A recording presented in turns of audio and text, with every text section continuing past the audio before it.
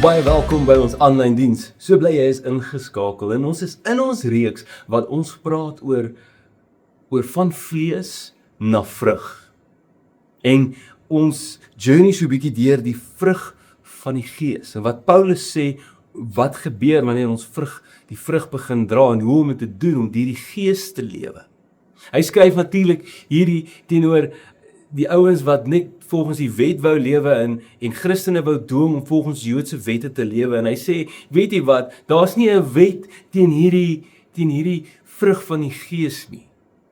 Dis 'n doelgerigte lewe saam met die Heilige Gees, om in Christus te wees, dan is die resultaat maar net hierdie volgende, dan lys hy dit so. En dit is nogal konfronterend, want dan sien jy nou nogal waar jy bietjie min van het, en waar jy nou baie van het.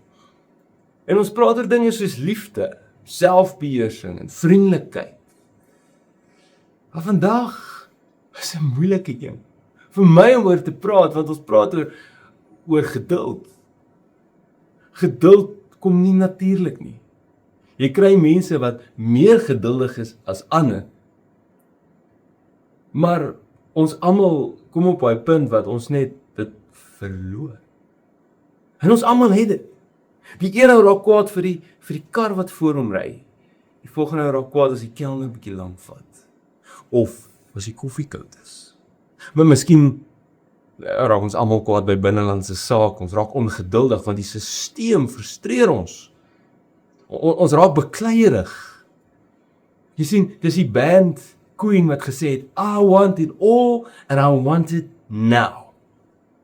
En ek voel dit is waarop die samelewing deesdae gebaseer is ons soek alles en ons soek dit nou. Alles is vinnig. Die ketel wat jy kook, die kos wat jy gaan koop. En as dit nie so vinnig is soos dit moet wees nie, dan raak ons nogal 'n bietjie angstig. En nog nooit was die wêreld so angstig soos nou nie, al kry ons alles baie vinniger. Selfs inligting kry ons vinniger. Onthou jy, toe jy op skool was en jy moes take doen en jy's nou 'n bietjie ouer as 30, my ma die huisgenoot takel uitgeskeer, ons het so 'n boks gehad, dan moet jy deur daai hele boks gaan om te kry ietsie van die olie van die taak wat jy nou moet doen, of 'n voeltjie of wat ook al.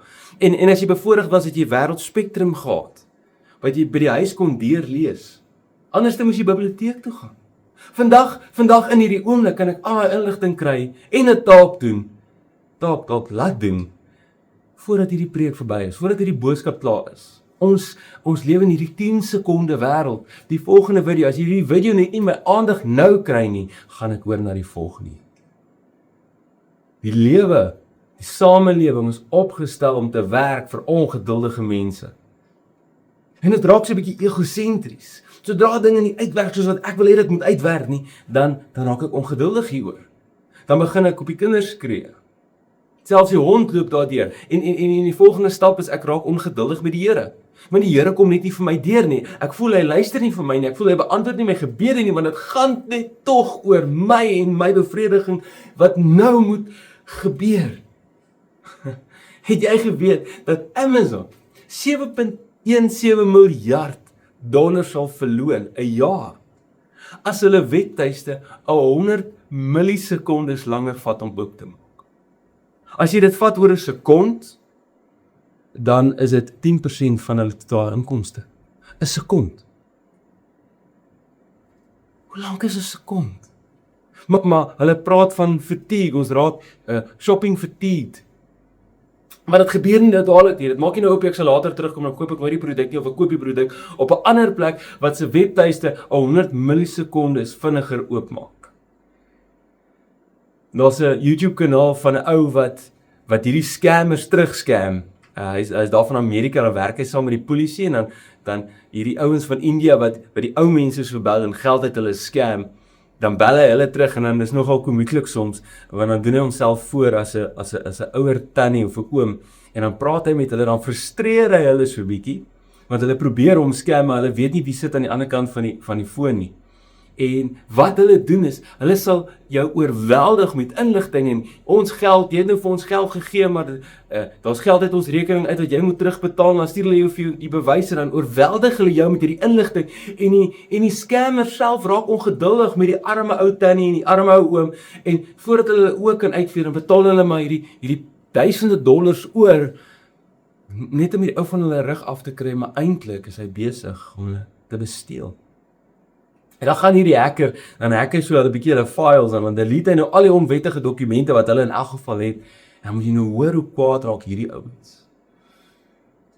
Ons lewe in 'n tyd waar ons net ongeduldig is. Dis die norm van die dag. Maar dis nie waarvoor God ons geroep het nie. Paulus sê in Galasiërs 5 vers 22 en 23, maar die vrug van die Gees is liefde, blydskap, vrede, geduld, vriendelikheid, goedheid, getrouheid, sagmoedigheid, selfbeheersing. Teenoor hierdie soort dinge is daar nie 'n wet nie. En soms wens ek dat geduld nie een van die vorms was van liefde nie. Want ons kan verder gaan en sê, hierdie wat Paulus sê, is hy sê liefde eerste en die res is net hoe liefde lyk. Ek is lief vir jou, daarom is ek bly as dit met jou goed gaan. Ek is lief vir jou en daarom het ek vrede, of daarom het ek geduld, en daarom is ek vriendelik. Dit is maar net wat liefde is. En ek wens baie keer mense het my hierdie goed gesê voor die tyd, want is moeilik. In Korintiërs 13, die hoofstuk van liefde, sê liefde bly geduldig. Liefde gee om, liefde is nie jaloers nie, dit spog nie, is nie verwaand nie. Ek moet bieg. Selfs in die mense in hierdie lewe waarvoor ek die liefste is, ek gee om vir hulle. Inteendeel, vir my familie sal ek my lewe voorgee. Ek is nie jaloers nie. Ek is nie jaloers op my kind nie. Ek is nie jaloers op my vrou nie. Ek is nie jaloers op my familielede nie. Inteendeel, ek wil hê dit moet goed gaan met hulle. Ek spog nie teenoor hulle nie. Ek wil nie beter as hulle wees nie. Inteendeel, ek wil hê hulle moet die hoogste sport bereik in dit wat hulle doen. Maar ek is ongeduldig met hulle.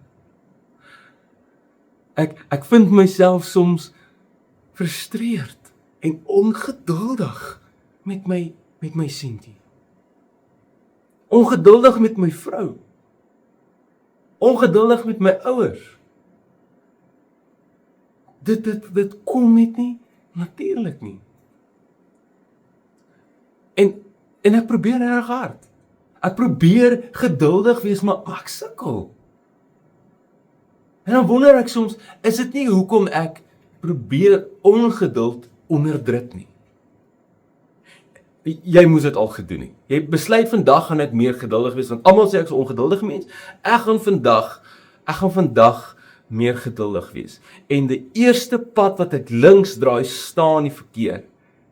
En die ou voor my kan nie die gap sien nie. En dan dink ek, maar ek het nou net besluit ek gaan meer geduldig wees, maar binne my is daar 'n vuur wat brand en ek wil net vir hom sê hy kan vinniger. Ek wil 'n hele hoeter probeer druk wat nie ongeskik klink nie. Jy wil net vir hom sê, "Ey, die robot is groen, jy kan gaan." Maar binne my brand dit. En dit is die probleem. Dit is baie keer, dit is soos om te sê, weet jy wat, jy is siek en ek sê vir jou, probeer om nie siek te wees nie. Gaan jy die siekte wegvat? Glad nie. Gaan jy erger word 10 keer in 1? Het jy al probeer om 'n hoes in te hou? Hy kom erger dan uit. Maar hier is die ding van geduld, hier is die ding om hierdie gees te lewe. Daar's goeie nuus vir jou en my. God wil jou nie leer om net geduldig te lyk nie. Dis kunsmatig. Dit is nie hoe dit moet wees nie. Hy wil jou verander om werklik 'n geduldige mens te wees. Daar's goeie nuus vir jou en my. Ons kan hierdie geduld ding regkry as ons bietjie moeite doen, ons lewe nader aan die Here, ons lewe deur die Gees. Dit is in ons, die Heilige Gees wil ons lei om dit reg te kry. Maar miskien kan ons begin sommer by wat geduld nie is nie. Geduld sê nie, ek moenie kwaad word nie. Geduld sê nie, ek moet lewe ten koste van myself nie. Geduld sê nie, ek moenie konflik hanteer nie, ek moet dit maar net los. Dis nie wat geduld is nie. Wat geduld is, en wanneer ek praat vandag van geduld, is daar 'n ander woord met wat ons ook vertaal, en dit is lankmoedigheid. Die Engels praat van long suffering, en dit verduidelik dit nogal bietjie beter. Dit sê, daar's 'n tydperk, long suffering, daar's 'n langer tydperk wat ek moet spandeer in suffering, as wat ek eintlik wil. Daar's 'n langer tyd in 'n ongemaklike spasie wat ek moet spandeer, om die volle waarde van daai spasie, van daai situasie, te waardeer en uit dit te leer en te groei op die einde van die dag. Lankmoedigheid is om kalm te bly wanneer mense of omstandighede jou frustreer, sonder om kwaad te word of op te gee. Waar leer ons dit? Ons kyk na God. Die Bybel sê, God is lankmoedig. Ons gaan later so 'n bietjie daarvan praat. Maar kom ons kyk vir 'n oomblik, wat is geduld? Wat eis geduld van my? Geduld help my om te verstaan. Spreuke 14 vers 29 slaan nogal 'n hou op die king hier so. Hy sê, die geduldige mens is ryk aan verstandigheid, maar wie kort van die meer is, stel sy sotheid tentoon. Ek het so rondgespeel met die vertalings net om bietjie dit sagter te laat klink. Maar daar's nie 'n manier nie. Wat hy sê is, die geduldige ou verstaan. Die ou wat net sy meer verloor, het nie beheer nie. Het nie beheer oor sy emosie nie, reageer uit 'n negatiewe plek uit. Maar geduldige ou, Jakobus help ons hiermee. Hy sê in Jakobus 1 vers 19 tot 20, let op my geliefde broers, elke mens moet flink wees om te luister, stadig om te praat, stadig om kwaad te word, want die woede van 'n mens bewerk nie die geregtigheid voor God nie. Dis goed wat nie natuurlik kom vir ons nie. Dis goed wat ons mee sukkel soms, maar dit vra van ons iets en dit help ons in hierdie sin daarmee. Wanneer ek na 'n situasie toe gaan, 'n moeilike situasie, 'n konfliksituasie, miskien is dit 'n situasie waar mense my seer gemaak het, waar ek voel ek is in die rug gesteek. Miskien is dit waar ek siekte beleef. Miskien iemand verloor het en ek verstaan dit nie, ek verstaan nie die konteks van die situasie nie. Nooi God ons uit om saam met hom in hierdie situasie net te gaan sit. Ek dink aan die storie van Job hierso.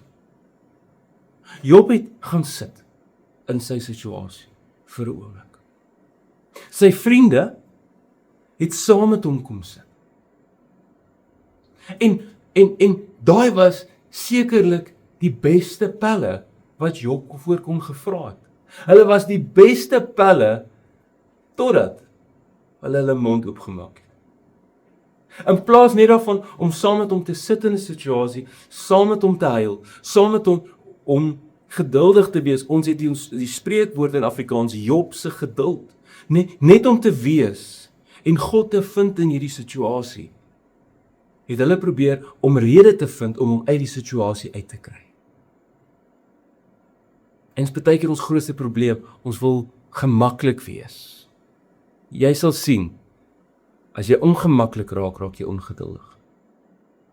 Maar as ek en jy kan leer om in die ongemaklikheid te lewe, dan begin ons konteks kry van die situasie. En as my die storie van Job begin konteks kry van wie God regtig is. Wat is die konteks van jou situasie? As ons praat van Bybelinterpretasie, om jou Bybel beter te leer ken, praat ons juis van die goue reël is, konteks is koning. Jy moet verstaan vir wie Paulus die brief skryf. Jy moet verstaan hoekom hy die brief skryf. Van waar af hy die brief skryf. Dan verstaan jy wat hy bedoel as hy sê lewe deur die Gees. Wanneer ek en jy 'n situasie met geduld benader, kry ons konteks. Maar miskien is die persoon wat met my praat, het ek hom regtig seer gemaak? Het ek te nagekom, partykeer sonder wat ek weet? Is dit iets wat ek kan doen? Is dit iets waarmee ek kan help? Moet ek net luister? Dit help nie jy stap in 'n situasie klaar kwaad in nie, maar dat jy klaar jou self die oplossing, vooropgestelde oplossing van die situasie. Maar ons soek hierdie konteks en dit wat geduld vir my gee. Wat kan ek doen in so 'n situasie? Ek kan bid. Bid dat die Here my sal help sien, deur sy lens kyk na die situasie. Ek kyk na die woord van God. Wat wil God hê moet ek doen in hierdie situasie? Ek raadpleeg 'n mentor. As ek nie weet nie, gaan praat ek. Maar moet nie te gou uit hierdie situasie probeer uitkom totdat dit opgelos is nie. Totdat God verheerlik word in hierdie situasie. Dan geduld herrangskik my prioriteite. Jy weet, wanneer ek in 'n situasie is, wil ek gewoonlik net my way hê. Ek wil hierdie kar verbyvat. Ek wil vinnig by die werk kom. Ek wil uit hierdie situasie uitkom. Ek wil die oplossing gee. Daar's baie ekke in hierdie sinne. Maar ek dink ons kan kyk na 'n situasie waar ons regtig sien hoe iemand werk wat kwaad is. Hoe iemand regtig werk wat ontsteld is, maar nog steeds die situasie met geduld benader. Maar jy sien, soms is ek en jy soos hierdie houtkapper, wat hy kry werk en hy kap, hy werk van 8 tot 5 en hy kap 10 bome af. En die volgende dag begin hy 7:30 werk en hy kap nog steeds 10 bome af. En die volgende dag begin hy 7 uur werk en hy kap nog steeds 10 bome af teen 5 uur. Naderhand is dit al 5 uur die oggend wat hy begin werk tot 5 uur en hy kap elke keer net 10 bome af. En iemand kom na hom toe sê, hoorie, so ons het nou gesien toe jy begin werk, het jy regtig vinnig gewerk, maar hoekom begin jy nou 5 uur werk? Wat gaan aan? En die houtkapper sê, weet jy wat, ek het agtergekom na die eerste dag, begin my byl bietjie stomp raak. En toe begin ek vroeër werk, net omdat hy stomp is, en dit vat my so bietjie langer om bome af te kap. En die ou sê, maar jy werk al 12 ure 'n dag, hoekom maak jy nie net jou byl skerp nie? En die houtkapper sê vir jou, maar ek het nie tyd vir dit nie, ek moet werk. Sien jy, partykeer is ons prioriteite so bietjie, nie waar dit moet wees nie. En ons kyk na die storie van Jesus, waar hy in 'n moeilike situasie instap. 'n Situasie waarmee hy nie saamstem nie. Wat hy besluit het, weet jy wat, dit bring nie eer aan God nie. Maar ek gaan optree, maar ek gaan dit op die regte manier doen. Geduld is nie net wag nie. Geduld is om saam met die situasie te leef. Iets daaromtrent te doen, maar om te kyk wat is die prioriteite en daarop te reageer. Markus 11 vers 15 tot 19. Nou hierdie storie kom in al die evangelies voor. Dit is baie interessant, is min dat ons dit kry. Want partykeer skryf Johannes nie oor dit wat Matteus, Markus en Lukas oorskryf nie. Maar Markus vertel hom so, hy sê, hulle het in Jerusalem aangekom, Jesus het toe die tempelterrein binne gegaan en die mense wat op die tempelterrein aan die koop en verkoop was, begin uitjaag. Hy het ook die tafels van die geldwisselaars en die stoele van die duiwelverkopers omgegooi en niemand toegelaat om enige voorwerp oor die tempelterrein te dra nie. Hy het hulle geleer en gesê, staan daar nie geskryf nie, maar hy sal 'n huis van gebed vir al die nasies genoem word, maar julle het daarvan 'n rowersspelonk gemaak. Die leierpriesters en skrifkenners het dit gehoor en wou hom om die lewe bring, want hulle was bang vir hom, omdat die hele skare verwonderd was oor sy lering. Toe dit aangeword het, het Jesus en sy disippels uit die stad uitgegaan. Dis 'n moeilike situasie. Jesus stap in en hy sien, weet jy wat, hierdie tempelterrein is nie meer 'n tempel nie. Daar staan kerk op die muur, maar dis nie kerk wat daar binne gebeur nie. En ek gaan iets omtrent hierdie doen. Johannes sê, hy het 'n sweep gemaak. Nou ons weet nie hoe lank het dit hom gevat om hierdie sweep te maak nie, hy kom maar net 'n paar stokkies opgetel het, of hoe dit gelyk het, is ons nie seker van nie. En Jesus stap in en hy begin tafels omgooi. Hy's kwaad. Hy begin diere uitjaag, want dit hoort nie daar nie. Maar Maar kan ons sê hy het hierdie situasie met geduld hanteer? Ek dink so. Ek dink as dit nie vir sy geduld was nie, sou die situasie anders gelyk het. Kom jy agter in hierdie storie en gaan lees dit in ander evangelies, hy het niemand seer gemaak nie. Hy was kwaad vir wat hulle gedoen het, maar hy het nog steeds hulle liefgehad die wat dit gedoen het. Hy het niemand toegelaat, sê Markus, om goed deur die tempelterrein te dra nie. Hy het nie mense meer toegelaat om van die kerk 'n kort pad te maak nie. Hy het dit stopgesit. Dit is die prioriteit. Die prioriteit van hierdie kerk is dat die nasies God kom aanbid en dit sal so wees. Dieselfde persone wat hy uitgejaag het omdat hulle van die kerk iets gemaak het wat dit nie is nie, is dieselfde persoon vir wie hy gesterf het aan die kruis. Maar hoe sou dit gelyk het as hy het nie geduld gebruik het nie? Mense sou uit die kerk uit seer gegaan het. Mense sou nooit weer wou terugkom nie. Want as die Here my dan so seer maak. Sien jy wat doen geduld? Dit herstel die prioriteite in jou lewe. Dit vra die vraag, wat is regtig belangrik?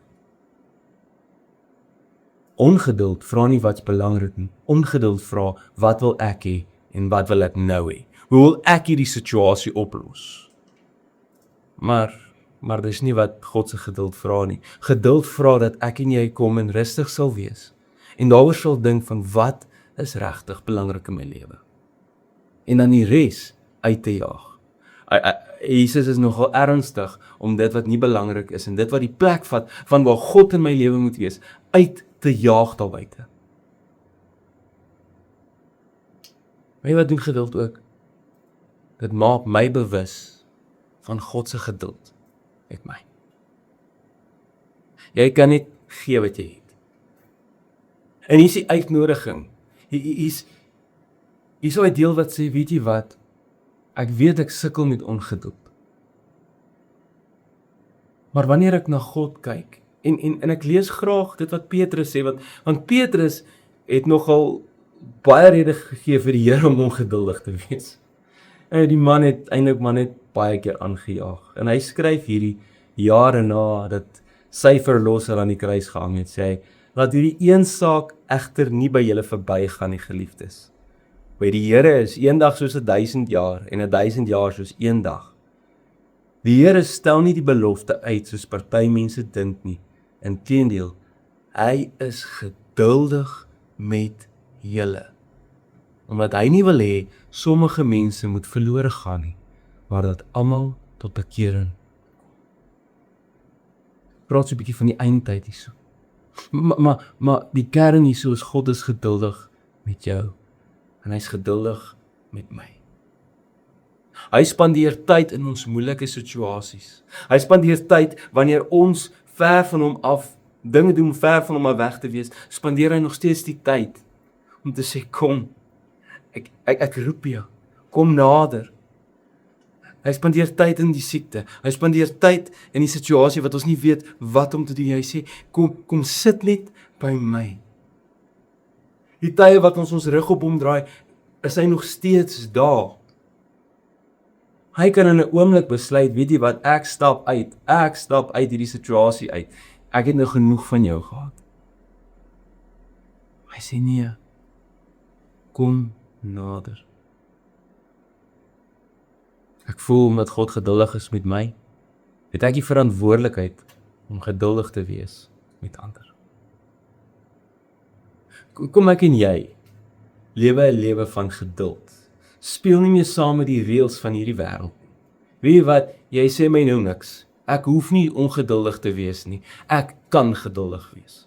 Ek kan besluite deurdink. Ek kan situasies deurdink. Ek kan tyd spandeer om konteks te kry van 'n situasie en dan daarop optree. Ek hoef niks nou te doen nie.